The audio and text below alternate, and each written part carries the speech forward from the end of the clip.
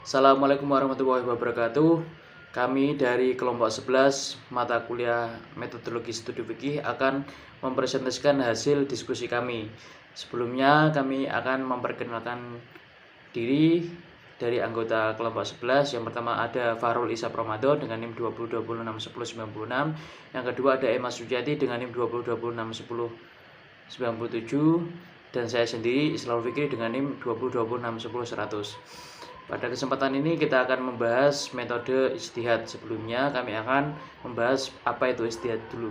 Ijtihad berasal dari bahasa Arab yang artinya sebuah usaha yang sungguh-sungguh, yang sebenarnya bisa dilaksanakan oleh siapa saja yang sudah berusaha mencari ilmu untuk memutuskan suatu perkara yang tidak dibahas dalam Al-Quran maupun Al-Hadis, dengan syarat menggunakan akal sehat dan pertimbangan yang matang. Namun pada perkembangan selanjutnya diputuskan bahwa ijtihad sebaiknya hanya dilakukan para ahli agama Islam. Metode ijtihad yang pertama itu ada ijma'. Ijma' menurut ahli usul fikih adalah kesepakatan semua mujtahid di dunia Islam tentang hukum syarak pada suatu masa setelah wafatnya Nabi Muhammad SAW terhadap suatu kejadian. Setelah wafatnya Nabi Muhammad SAW, kemungkinan ijma' bisa terjadi oleh ulama mujtahid generasi berikutnya karena pintu ijtihad masih terbuka sepanjang masa terhadap berbagai persoalan yang akan ada di masa dan masa tidak akan pernah terbatas. Sementara produk ijma' sahabat terdahulu sangat terbatas. Meskipun demikian, ijma' sahabat sebelumnya tidak terhapus atau dibatalkan oleh ijma' yang baru, kecuali apabila ijma' yang baru dalam masalah yang sama lebih kuat hujahnya dari yang lama. Maka secara otomatis ijma' yang lama tergantikan oleh ijma' yang baru. Macam-macam ijma'. Yang pertama ada ijma' syarih, yaitu kesepakatan tegas daripada mujtahid pada kesimpulan pernyataan. Yang kedua yaitu ada ijma' sukuti, sebagian ulama menyatakan pendapat dan sebagian lainnya hanya diam. Yang kedua yaitu metode ijtihad qiyas. Qiyas menurut ahli usul adalah menghubungkan suatu kejadian yang tidak ada nas hukumnya dengan kejadian lain yang telah ada nas hukumnya untuk menetapkan hukum padanya karena samanya kedua kejadian itu ada dalam ilatnya. Rukun qiyas yang pertama ada asal, kejadian atau kasus yang telah ada padanya nas hukum. Contohnya minuman keras yang bernama Homer yang telah ditetapkan hukum haramnya dalam Al-Quran. Yang kedua adalah furu', kejadian yang belum ada padanya nas hukum yang akan ditetapkan hukumnya melalui qiyas. Contohnya minuman keras yang bernama whisky yang tidak tersebut hukumnya dalam nas syarak yang akan ditetapkan hukumnya melalui qiyas. Yang ketiga adalah hukum yang berlaku pada asal yang telah ditetapkan dalam nas hukum dan akan ditetapkan pula. Contoh hukum haramnya suatu hal. Yang keempat yaitu ilat hukum, sifat yang jelas yang terdapat pada asal, maka hukumnya disamakan dengan asal. Contohnya hal yang bersifat memabukkan. Bentuk-bentuk qiyas yang pertama yaitu dari segi penetapan hukum. Ada 3, qiyas aulawi, qiyas musawi, dan qiyas adwam. Yang kedua yaitu dari segi kejelasan ilatnya, yaitu ada 4, qiyas jali, qiyas khafi, qiyas mu'afir, qiyas mulaim. Yang ketiga yaitu dari segi dijelaskan atau tidak ilat hukumnya. Ada 3, qiyas ma'ana, qiyas ilah, dan qiyas dolalah. Kedudukan qiyas, mayoritas ulama mengatakan bolehnya qiyas menjadi dalil hukum syarak dengan landasan bahwa hukum syarak itu harus ditetapkan dengan nas Al-Quran dan hadis Nabi. Kekuatan hukum yang ditetapkan dengan qiyas, hukum yang ditetapkan seorang mujtahid dengan qiyas hanya bersifat zondani, kecuali bila hukum yang ditetapkan itu sudah diterima semua ulama melalui ijma'. Yang ketiga yaitu ijtihad ihtisan. Secara terminologi, ihtisan adalah beralihnya seseorang mujtahid waktu menetapkan hukum dalam suatu masalah seperti yang berlaku dalam yang sebanding dengannya, karena ada yang mendorongnya untuk beralih dari yang pertama. Bentuk-bentuk ihtisan, yang pertama ihtisan qiyasi, yang kedua ihtisan istisna'i. Macam-macamnya yaitu ada ihtisan binnas, ihtisan berdasarkan ijma', ihtisan yang berdasarkan uruf, dan ihtisan yang berdasarkan atas maslahah mursalah. Selanjutnya akan dipresentasikan oleh rekan saya. Terima kasih. Selanjutnya adalah maslahah mursalah. Secara bahasa, maslahah memiliki arti adanya manfaat. Secara istilah, Imam Ghazali menjelaskan bahwa pada dasarnya maslahah adalah mengambil manfaat dan menolak kemudaratan dalam rangka memelihara tujuan-tujuan syara.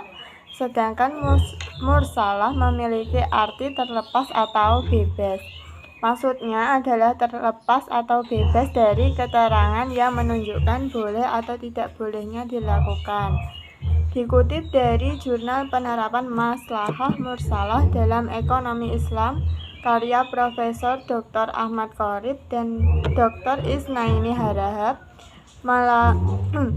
maslahah mursalah adalah sesuatu yang baik menurut akal, namun dengan pertimbangan dapat mewujudkan kebaikan dan menghindarkan keburukan bagi manusia, di mana apa yang baik menurut akal juga selaras dengan tujuan syara menetapkan hukum, dan apa yang baik menurut akal dan selaras dengan tujuan syara tersebut tidak ditemukan petunjuknya secara khusus, baik berupa pengakuannya maupun penolakannya.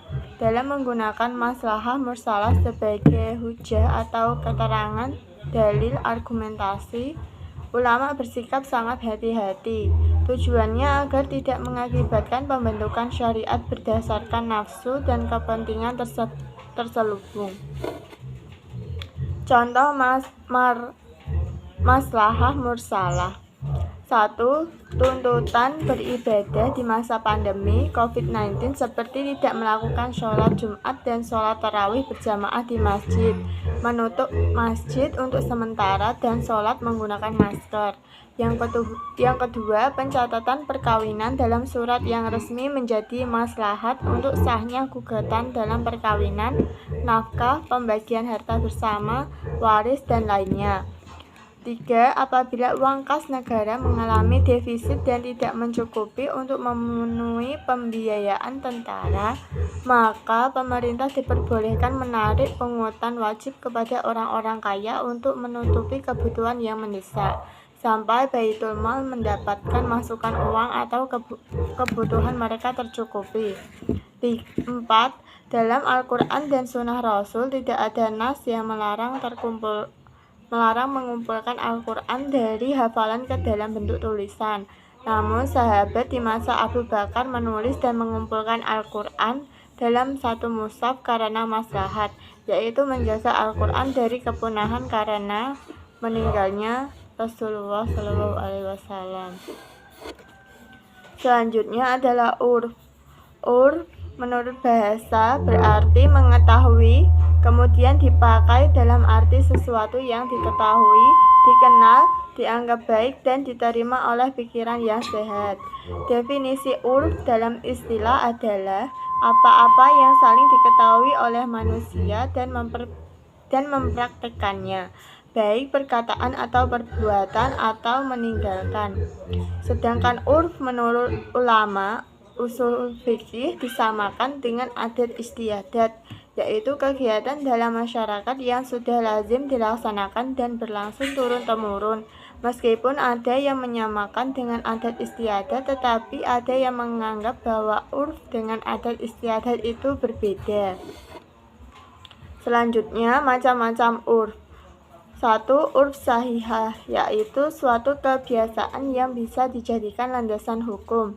Yang kedua, urf sahih am adalah suatu kebiasaan yang telah disepakati oleh setiap manusia dimanapun dan kapanpun mereka berada, seperti sesuatu yang diberikan oleh laki-laki kepada wanita pinangannya berupa pakaian dan perhiasan adalah hadiah yang tidak termasuk sebagian dari mas kawinnya. Yang ketiga, urf sahih khas adalah suatu kebiasaan yang hanya diakui oleh satu negara, satu provinsi, ataupun sekelompok masyarakat, seperti halnya dalam perniagaan atau bercocok tanam. 4. Urf fasidah, yaitu suatu kebiasaan yang tidak bisa dijadikan landasan hukum karena bertentangan dengan nas-nas yang jelas status hukumnya, seperti berjudi, minum khamar, dan mengamalkan riba. Kedudukan urf dalam hukum. Urf juga bisa dijadikan landasan hukum dalam masalah fikihiyah apabila sudah tidak menemukan hukum dalam Al-Quran. Hal ini berdasarkan hadis, suatu kebiasaan yang dinilai baik oleh orang-orang Islam juga dinilai baik di sisi Allah. Imam Asyuyuti dalam kitab Asyibah An-Nadair mengatakan bahwa ketetapan berdasarkan urf termasuk dalam kategori ketepatan dalam dalil syarak dan berdasarkan kaidah. Para ulama berpendapat bahwa urf yang sahih saja yang dapat dijadikan dasar pertimbangan mujtahid maupun para hakim untuk menetapkan hukum. Mereka menganggap apa yang terdapat dalam masyarakat dapat dijadikan sumber hukum dengan ketentuan yang tidak bertentangan dengan syarak. Selanjutnya, Saddu Dzariyah. Sadd az-Dzariyah adalah menetapkan hukum larangan atas suatu perbuatan tertentu yang pada dasarnya diperbolehkan maupun dilarang untuk mencegah terjadinya perbuatan lain yang dilarang. Kesimpulannya adalah bahwa Dzariyah merupakan wasilah atau jalan yang menyampaikan kepada tujuan baik yang halal ataupun yang haram. Maka jalan atau cara yang menyampaikan kepada yang haram, hukumnya pun haram, atau jalan atau cara yang menyampaikan kepada yang halal, hukumnya pun halal, serta jalan atau cara yang menyampaikan kepada sesuatu yang wajib, maka hukumnya wajib. Contohnya, 1. Zina hukumnya haram, maka melihat aurat wanita yang menghantarkan kepada perbuatan zina juga merupakan haram. Yang kedua, sholat Jumat merupakan kewajiban, maka meninggalkan segala kegiatan untuk melaksanakan sholat Jumat wajib pula hukumnya. Dari contoh di atas, bisa dipahami bahwa Sadd az-Dzariyah adalah menetapkan larangan atas suatu perbuatan tertentu yang pada dasarnya diperbolehkan untuk mencegah terjadinya perbuatan lain yang dilarang. Kedudukan Saddu Dzariyah. Tidak semua ulama sepakat dengan Sadd az-Dzariyah sebagai metode dalam menetapkan hukum. Secara umum, berbagai pandangan ulama tersebut bisa diklasifikasikan dalam 3 kelompok, yaitu 1. Yang menerima sepenuhnya, 2. Yang tidak menerima sepenuhnya, 3. Yang menolak sepenuhnya. Kelompok pertama yang menerima sepenuhnya sebagai metode dalam menetapkan hukum adalah mazhab Maliki dan mazhab Hambali. Para ulama di kalangan mazhab Maliki bahkan mengembangkan metode ini dalam berbagai pembahasan fikih dan usul fikih mereka sehingga bisa diterapkan lebih luas. Kelompok kedua yang tidak menerima sepenuhnya sebagai metode dalam menetapkan hukum adalah mazhab Hanafi dan mazhab Syafi'i. Dengan kata lain, kelompok ini menolak Sadd az-Dzariyah sebagai metode istinbat pada kasus tertentu, namun menggunakannya pada kasus-kasus yang lain. Kelompok ketiga yang menolak sepenuhnya sebagai metode dalam menetapkan hukum adalah mazhab Zahiri. Hal ini sesuai dengan prinsip mereka yang hanya menetapkan hukum berdasarkan makna tekstual. Sementara Sadd az-Dzariyah adalah hasil penalaran terhadap sesuatu perbuatan yang masih dalam tingkat dugaan, meskipun sudah sampai tingkat dugaan yang kuat. Dengan demikian, bagi mereka, konsep Sadd az-Dzariyah adalah semata-mata produk akal dan tidak berdasarkan pada nas secara langsung. Selanjutnya, objek Saddu Dzariyah. Pada dasarnya, yang menjadi objek Dzariyah adalah semua perbuatan ditinjau dari segi akibatnya yang dibagi menjadi 4, yaitu 1. Perbuatan yang akibatnya menimbulkan kerusakan atau bahaya, seperti menggali sumur di belakang pintu di rumah atau di jalan gelap yang bisa membuat orang yang akan masuk rumah jatuh ke dalamnya. Yang kedua, perbuatan yang jarang berakibat kerusakan atau bahaya, seperti berjual makanan yang tidak menimbulkan bahaya, menanam anggur sekalipun akan dibuat khamar. Ini halal karena membuat khamar adalah jarang terjadi. Yang ketiga, perbuatan yang menurut dugaan kuat akan menimbulkan bahaya. tidak diyakini dan tidak pula dianggap. Dalam keadaan ini, dugaan kuat disamakan dengan yakin karena menutup pintu adalah wajib mengambil ihtiyat terhadap kerusakan sedapat mungkin, sedangkan ihtiyat tidak dilakukan lagi menurut amali menempati ilmu yakin. Contohnya menjual senjata di waktu perang atau fitnah. Menjual anggur untuk dibuat khamar hukumnya haram. Yang keempat, perbuatan yang lebih banyak menimbulkan kerusakan tapi belum mencapai tujuan kuat timbulnya kerusakan itu, seperti jual beli yang menjadi sarana bagi riba, ini diharamkan. Mengenai bagian keempat ini terjadi perbedaan pendapat di kalangan para ulama. Apakah ditarjihkan yang haram atau yang halal? Imam Malik dan Imam Ahmad menetapkan haram.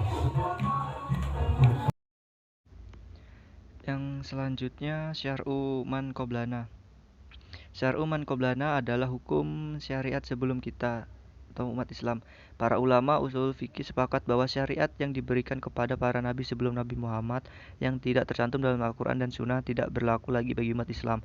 Dan syariat sebelum Islam yang disebutkan dalam Quran dan Sunnah dan secara tegas ditetapkan bahwa syariat itu berlaku bagi umat Islam, maka itu menjadi bagian dari syariat Islam.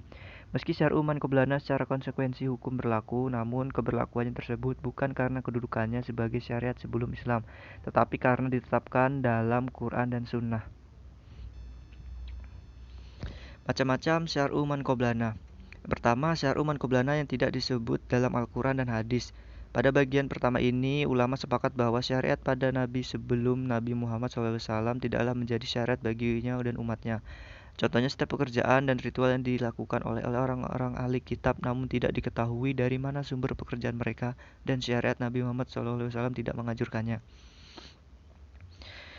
Yang kedua, syar'u man qoblana yang disebut dalam Al-Quran dan hadis. Dalam bagian kedua ini ada beberapa poin penting yang perlu dipahami dari syariat Nabi terdahulu yang disebutkan dalam Al-Quran dan hadis, bahwa ulama masih mengklasifikasi perihal apakah hal ini menjadi syariat bagi umat Nabi Muhammad SAW atau tidak. Bagian kedua ini diklasifikasi menjadi 3. Yang pertama, syar'u man qoblana yang dijelaskan dalam Al-Quran dan menjadi syariat bagi umat sebelum Nabi Muhammad SAW namun dihapus dari syariat Nabi Muhammad SAW, maka ulama sepakat itu tidak termasuk komponen dari syariat Nabi Muhammad SAW. Yang kedua, syar'u man qoblana yang dijelaskan dalam Al-Quran menjadi syariat bagi umat sebelum Nabi SAW dan tidak dihapus dari syariat Nabi Muhammad SAW. Dalam hal ini, ulama sepakat bahwa syariat tersebut menjadi bagian dari syariat Nabi Muhammad SAW dan umatnya. Yang ketiga, hukum yang disebutkan dalam Al-Quran dan hadis Nabi dijelaskan sebagai syariat umat sebelum Nabi Muhammad SAW, namun secara jelas tidak dinyatakan menjadi syarat untuk Nabi Muhammad SAW dan umatnya. Juga tidak ada penjelasan bahwa hukum tersebut telah dinaskah atau dihapus. Selanjutnya, istishab.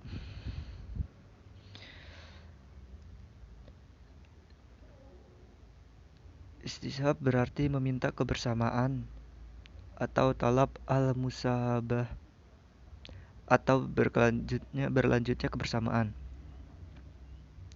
Istishab secara terminologi pada dasarnya merupakan suatu metode penemuan hukum berdasarkan hukum yang sudah ada sebelumnya selama belum ada dalil atau bukti hukum baru yang menyatakan sebaliknya. Konsep istishab sebagai metode hukum mengandung 3 unsur pokok, yaitu waktu. Yang pertama, waktu. Istishab menghubungkan 3 waktu sebagai satu kesatuan, yaitu waktu lampau, sekarang, dan yang akan datang. Ketiganya dalam istishab dianggap sama nilainya sampai terbukti ada perubahan karakteristik hukum dan yang melekatnya. Yang kedua, penetapan hukum. Ada 2 ketetapan hukum, yaitu ketetapan hukum boleh atau isbat dan ketetapan hukum yang tidak membolehkan atau nafi. Yang ketiga, dalil. Istishab sebagai metode penetapan hukum berpusat pada pengetahuan seorang atas dalil hukum. Pengetahuan inilah yang menjadi kerangka dasar dalam penetapan posisi hukum asalnya. Macam-macam istishab. Yang pertama, istishab al-ibabah al-asliyah. Yang kedua, istishab al-barah al-asliyah. Yang ketiga, istihbab al-hukmi. Yang keempat, istishab al-wasfi. Contoh penerapan istishab. Pertama, bidang hukum pidana. Dalam hukum pidana, konsep istishab sangat relevan dengan asas praduga tak bersalah, di mana seorang terdakwa ketika menjalani proses peradilan dianggap tidak bersalah sampai ada bukti hukum material bahwa orang tersebut dinyatakan bersalah oleh pengadilan. Bidang hukum perdata. Penerapan konsep istishab dalam hukum perdata berlaku dalam bidang perikatan ekonomi, bahwa pada dasarnya setiap orang bebas dari segala tanggungan berupa kewajiban perdata. Misalnya, jika seorang penggugat melaporkan tergugat ke pengadilan dengan gugatan untuk melunasi utangnya, tergugat berhak untuk menolak hingga penggugat mampu membuktikan di pengadilan. Hukum perkawinan. Jika menurut konsep istishab, praktik nikah siri dianggap tidak pernah, sebab sesuai dengan undang-undang perkawinan yang menyatakan bahwa suatu perkawinan baru dinyatakan sah secara hukum negara jika dapat dibuktikan dengan akte nikah melalui pencatatan perkawinan. Bukti ini sekaligus menjadi tanda lahirnya hak dan kewajiban baru bagi pasangan suami istri. Terima kasih, sekian dari kelompok kami. Mohon maaf bila ada kekurangan. Assalamualaikum warahmatullahi wabarakatuh.